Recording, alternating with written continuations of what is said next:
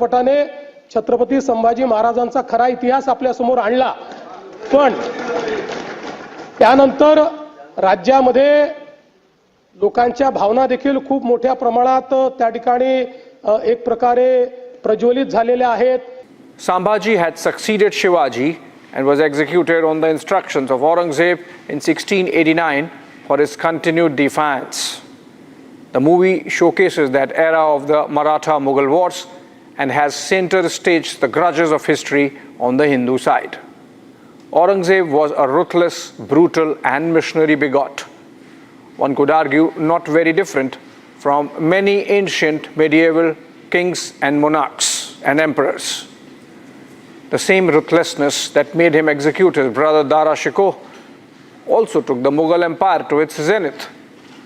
Aurangzeb himself died fighting in Deccan, trying to control the newly acquired territories, and is buried in a corner of the shrine of Sufi saint Sheikh Zainuddin, who was Aurangzeb's spiritual mentor in Sambhaji Nagar.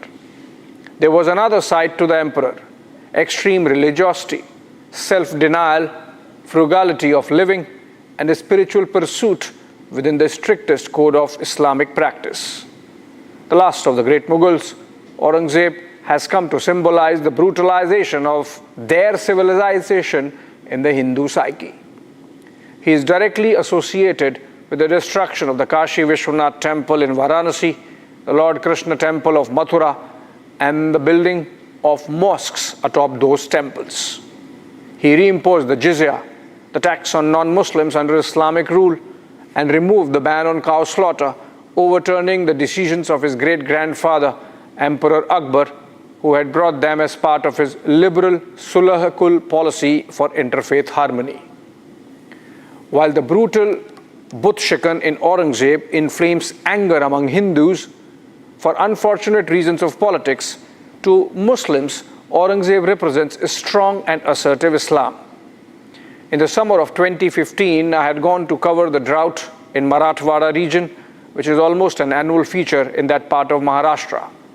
The return flight was from then Aurangabad, and with some time at hand, I visited the tomb of Aurangzeb as a curious student of history.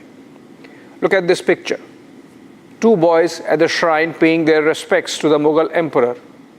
On way back, I asked my Muslim taxi driver what explained this reverence towards Aurangzeb.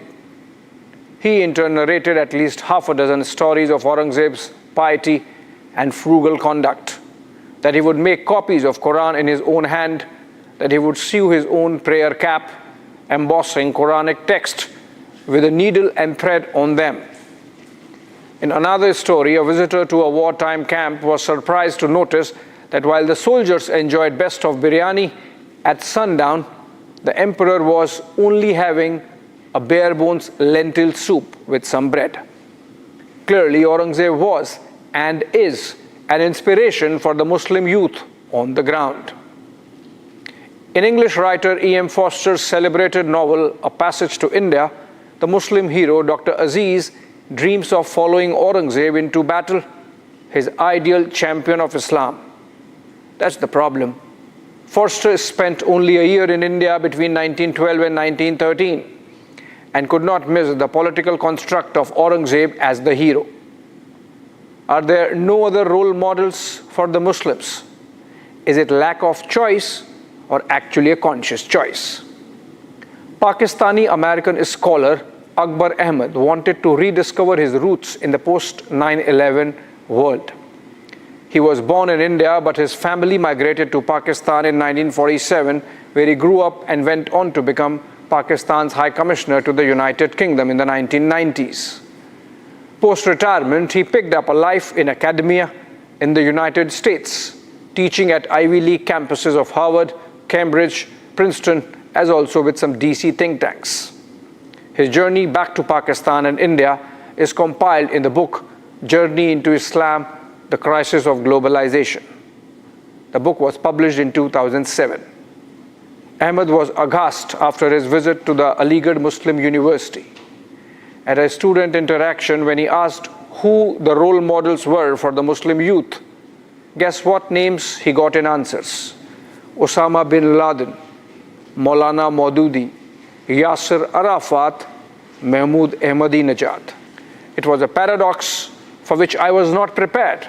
The list could have been prepared in Deoband, Ahmad recalled. Before visiting Aligarh, he had gone to Deoband, where the madrasa students had showed him with pride a copy of Aurangzeb's handwritten Quran kept in the Deoband library. The more sophisticated students in the AMU crowd could come up with the names of MJ Akbar, Asghar Ali Engineer, and AG Noorani as their role models before exhausting themselves of all ideas. Guess who was the President of India at that time during Ahmad's visit? APJ Abdul Kalam.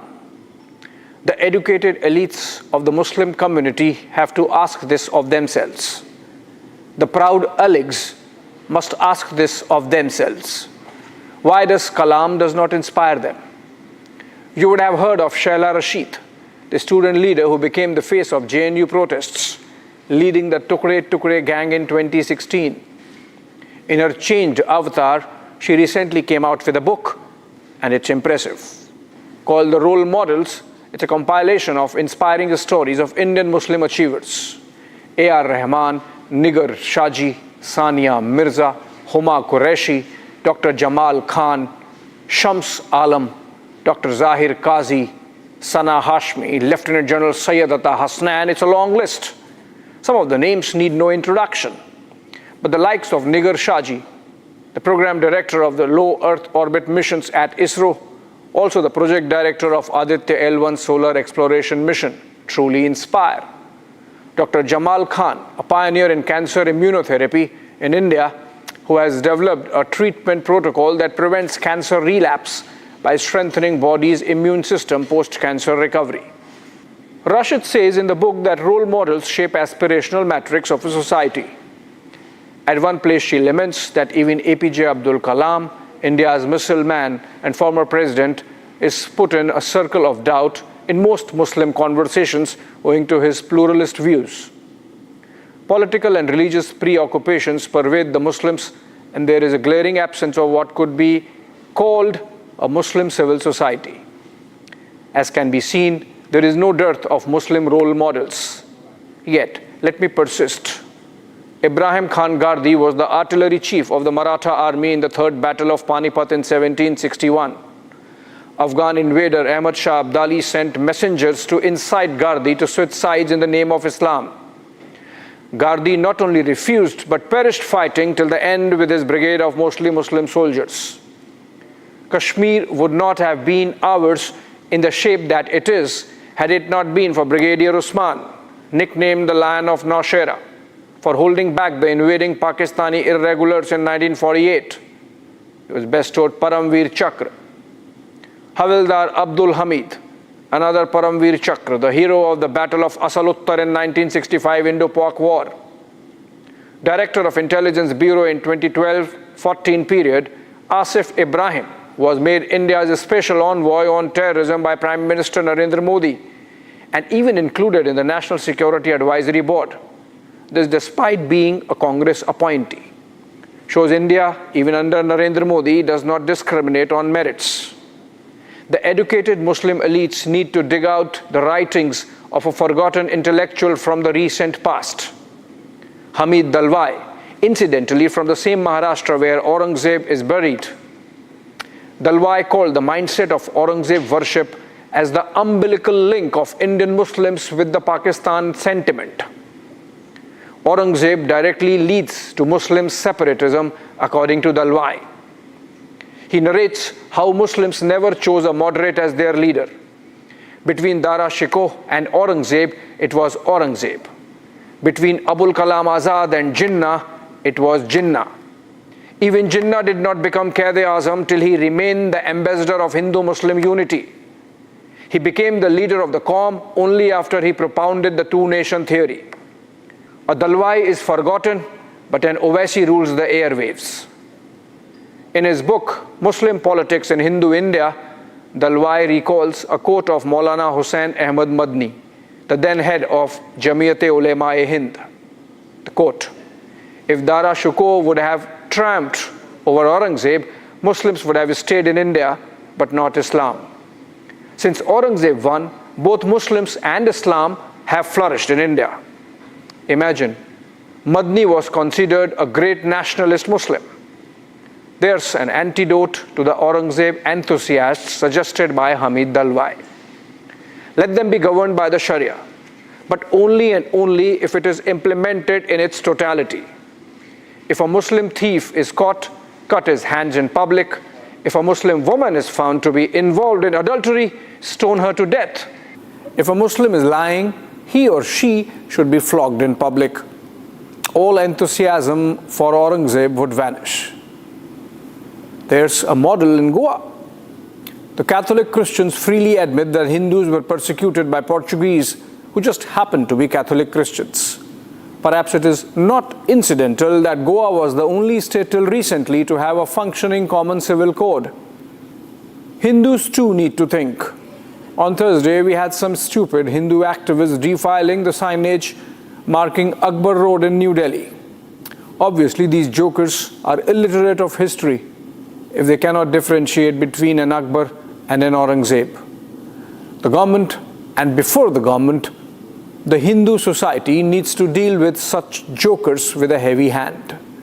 Their acts weaken the voice of those moderate Muslims who can represent the best of Akbar, and strengthen the position of the radical elements within the community who are happy drawing inspiration of jihad from Aurangzeb.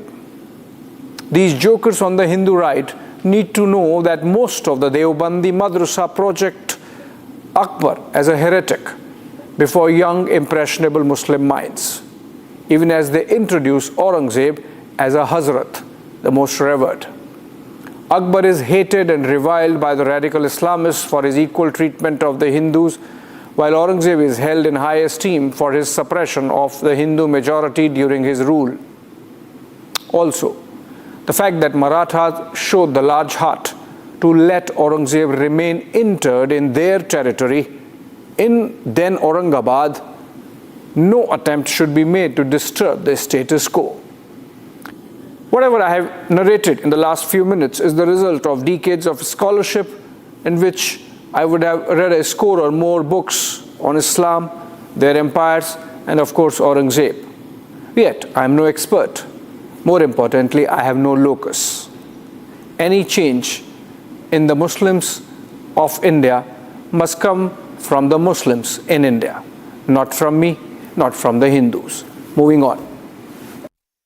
हम घोषणा कर रहा है, English से बोलेंगे, Arunachal belongs to Jesus.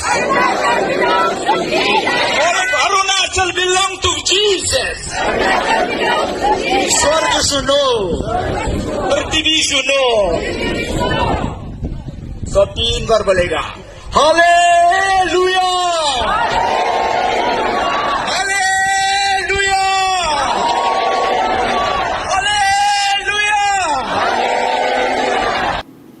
Hallelujah. Arunachal is a Christian state. Did you hear that? This clip went viral this week in Arunachal Pradesh, India's land of the rising sun. The event was organized by the Arunachal Christian Forum and was meant to protest framing of rules in a 47-year-old anti-conversion law. Those from the indigenous tribes and other faiths have organized counter-rallies in support of the activation of the law that has been lying defunct since 1978.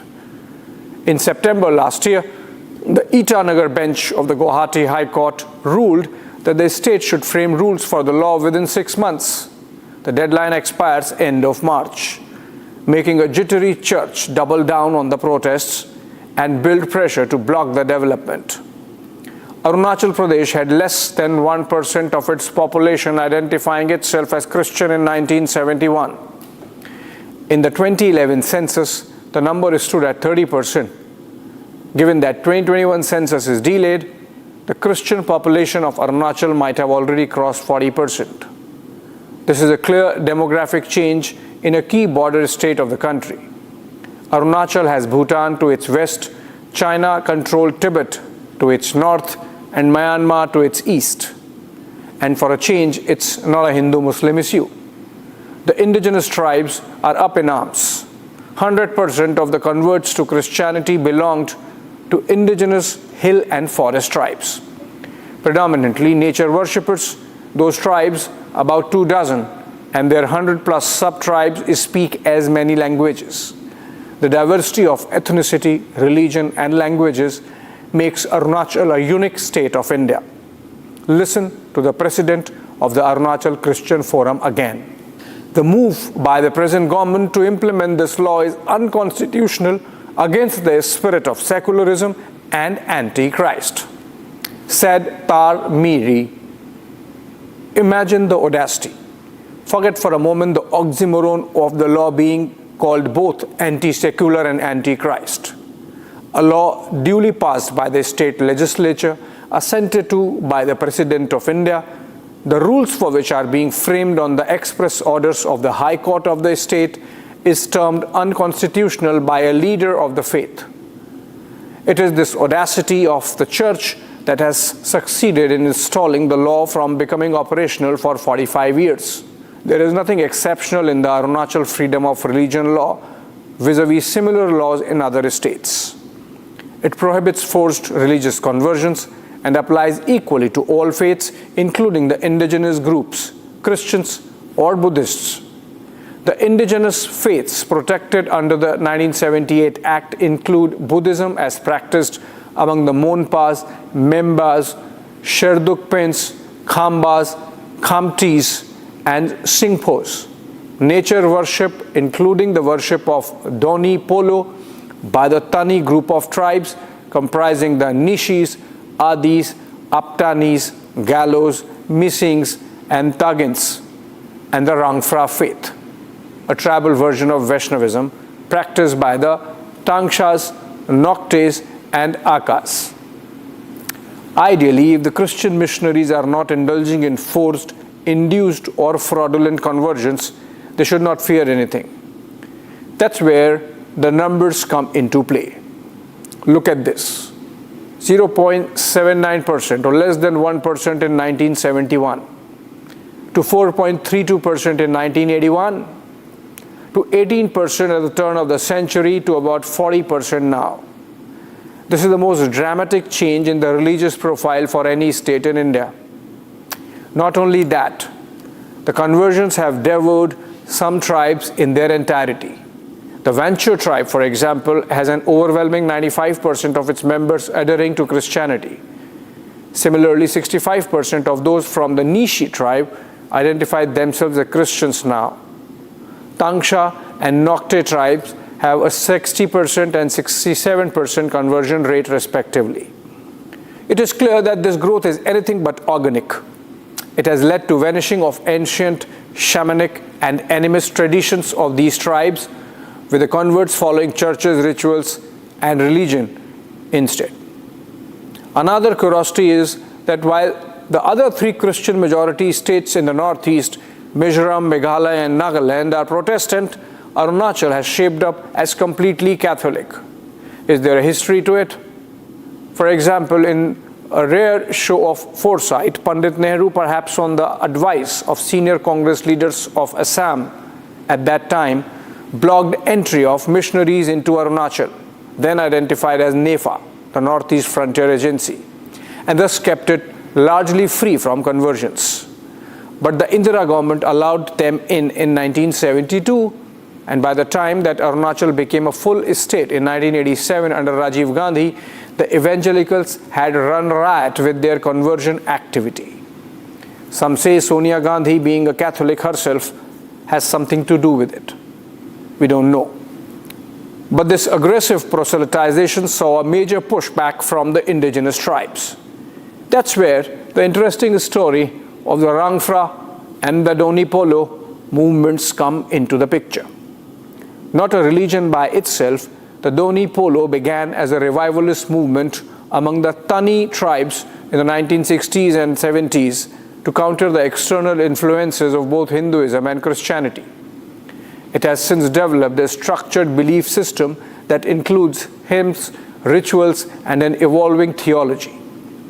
The Tani tribes believe to have descended from a common ancestor, Abotani, and practice the Almighty in the form of the sun and the moon. With the Reformation, the Tanis developed symbols a flag and temples, complete with a Sunday mass to rival the church events. The story of the Rangfrah is even more exciting. The central deity of the Tangsa, Tutsa and the Nokte tribes, the Rangfrah, had always been a crucial part of the cultural fabric, represented through stories, rituals and sacrifices, but existed only in imagination and not in any form. Facing the might of organized religion from the church, the community members organized a painting competition in 1997 to draw their god, Rangfrah, which was later transformed into an idol and installed in a temple. In a statement of cultural assertion, the community leaders also formalized tenets of the faith by writing several holy books, codifying rituals, prayers, and precepts. The three tribes became immune to conversions subsequently. The church obviously resents the moat. The two groups are now at the forefront of activating the 1978 law. Look at this video of the ACF event. The speaker is mocking the Donyi Polo god as Zinda Wala Chalta Hua Bhagwan. हमारा social activist है मैंने सुबह उनको ऊपर बैठाया मैं यहाँ ढूंढ रहा नहीं मिला वो नीचे बैठ के वो जिंदा वाला चलने वाला भगवान को तेज कर रहा था. In another video, the tribal god is called Alien का बच्चा. मेरा भगवान तो क्या बोला है, बाइबल में लिखा है हम आपको मिट्टी से बनाए, आपको हम जीवन का साथ दिया है, मेरा चेहरा से आपको बनाया है, आप जैसे हम हैं आप वैसा ही है बोला, यानी कि मेरा ईश्वर मेरा जैसे ही था, ईश्वर हम जैसे ही था. अब मामा का अगर ईश्वर कैसे था बोले थे गोल, आग यही होगा, नाक भी गोल नहीं होगा, हाथ भी गोल वाले से निकालेगा, पाँव भी गोल वाले से निकालेगा. एलियन का बच्चा, इसलिए तो उसका माथा में चूल नहीं है. It is not coincidental that the ACF came into being in 1979, just a year after the anti-conversion law was passed, and has been at the vanguard of blocking its implementation since. Such has been the muscle flexing by the body that during last year's parliamentary elections, it came out with a fatwa supporting the candidature of Nabam Tuki for West Arunachal and Boseram Siram for East Arunachal Lok Sabha seats. The Election Commission slapped a show cause notice, in response to which the nonchalant Christian body said it was non-religious association and escaped any further action. Yet, it has the temerity to threaten the present government if the Arunachal Freedom of Religion Act is implemented. Listen to this.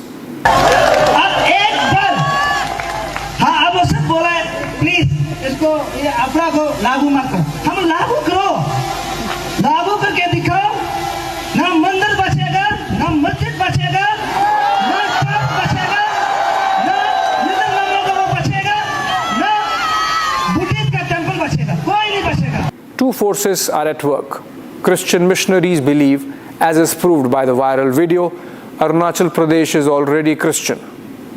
Then there are the indigenous tribes who believe that the APFRA would put a brake to the conversions and give a window of hope for their customs and traditions to survive the onslaught of evangelicals. The battle lines are drawn.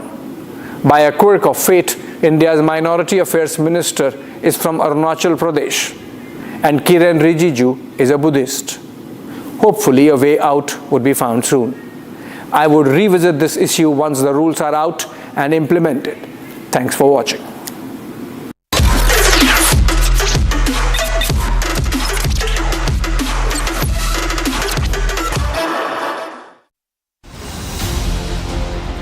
Wads of cash at the floor of the house of a sitting judge seen burning. Notes seen burning inside a gunning bag. Burning inside a black bag. Not one, but several of them. A video that sent shockwaves across the country.